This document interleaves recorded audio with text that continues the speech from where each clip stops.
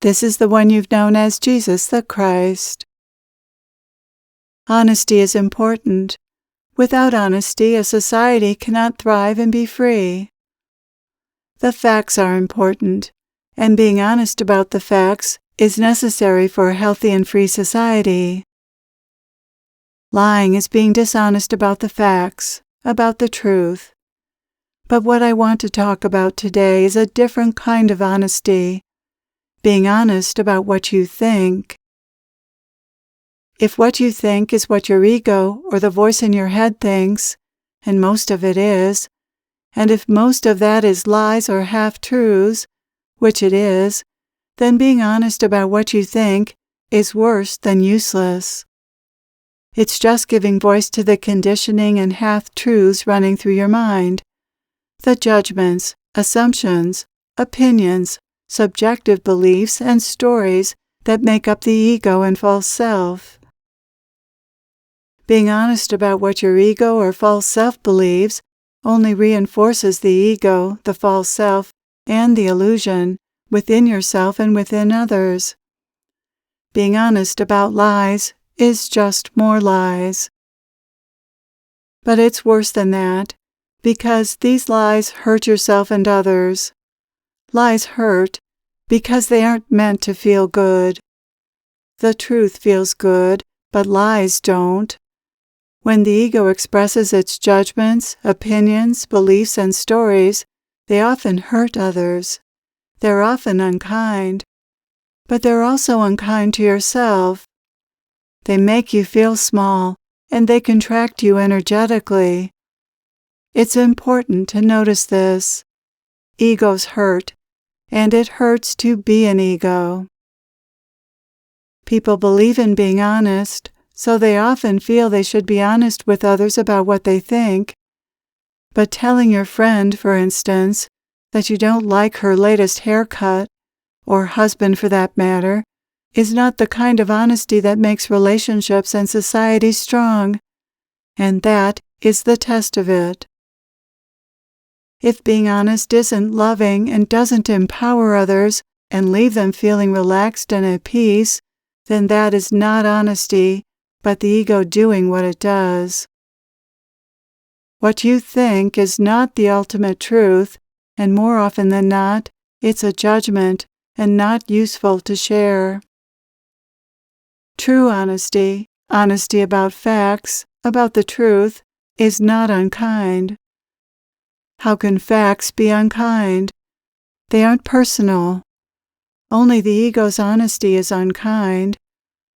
If being honest will be hurtful, then don't be honest. Be kind instead, and everyone will feel good, including you. Before telling someone what you think, examine your motives.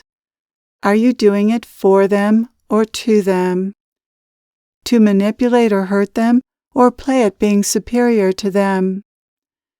And remember, even if your intention is to offer useful advice, if that advice wasn't asked for, it will likely be construed as criticism and won't be helpful after all. Most conversations are about what people think, about what the voice in their head thinks, not about facts, not about sharing information. They're about people's likes and dislikes, opinions, desires, fears, judgments, assumptions about others, and stories about what happened, usually with a certain spin. In most conversations, the ego is expressing its view of the world. It puts its interior world on display for all to see. You can learn a lot about your ego this way, by observing what it shares with others. This might be the only value in these types of conversations. At best, these conversations grease the wheels of social engagement. But if these are the only types of conversations you have, they'll leave you feeling empty. What egos talk about is just not that interesting, unless you like drama, gossip, and stirring up emotions, which the ego does like. Real conversations can't be had between egos who are more interested in what they themselves have to say than in what others have to say. Egos enjoy debating with other egos, but usually for the purpose of winning them over to their side, not so much to seek new information. Egos are just not that interested in learning and growing. For this, the conversation has to drop out of the level of ego, out of I think or I believe, to a deeper, truer level of I don't know. The mind that thinks it knows is a closed mind, while the mind that admits it doesn't know is still open to new information. Notice how much the ego pretends to know, how attached it is to what it pretends to know, and how unwilling it is to admit it doesn't know. So much more is unknown than known, and it's wise to be honest about that. People who are willing to be open-minded stand a real chance of communicating, learning, and growing. But that requires that they drop out of their egos and into their hearts, where love and the truth can be explored and discovered together. When I say drop into the heart, I don't mean drop into your feelings, since feelings belong to the false self. I'm talking about the spiritual heart, which is your connection to your innate wisdom, your true knowing, your intuition. When you're in your heart, then it's truly possible to say something that is meaningful in that moment and also true in the deepest sense of the word. When the heart has something to say, it lets you know through an urge to speak. This sense that something wants to be said through you, while not being sure what that is the heart. Then, when the heart is ready to speak, the words come forward, and you're as surprised as anyone, because you didn't know what you were going to say. The words just came out of your mouth. Words that come from the heart make everyone relax, and that's when you know you've spoken the truth. Contrast that with the ego. When the ego is speaking, you also feel a push to talk, but it's because the ego wants to talk about itself, wants attention, or wants to demonstrate that it knows something. Thoughts about what you want to say swirl around in your head while you impatiently wait for an opportunity to speak. Then, when you do speak, you experience a tightness in your body and a self-consciousness or preoccupation with yourself, all of which signal that your ego is online. When you've finished speaking, there is no sense of, but a sense of needing more, needing approval for what you just said, needing more attention, needing to be special. It doesn't feel good to need. There is no peace in needing. Needing makes you feel small and contracted, not relaxed and at ease. It turns out that attempts at getting something for yourself out of a conversation only backfire, leaving you wanting more of something you can never get enough of. The ego is a bottomless pit that can never be filled. As I've often said, contraction is a sign of ego identification, while relaxation is a sign of being aligned with the divine self, with truth.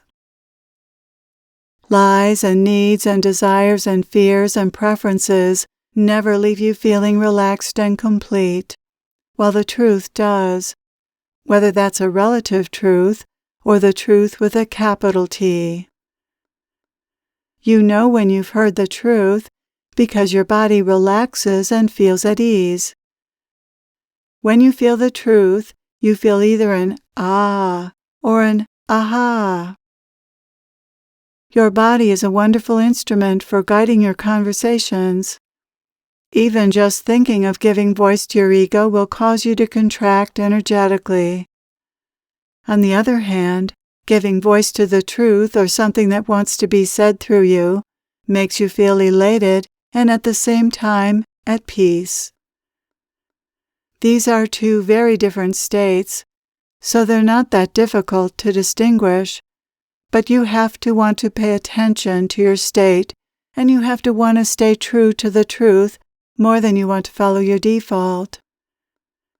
That is not so easy, since your ego really wants to do what it's always done.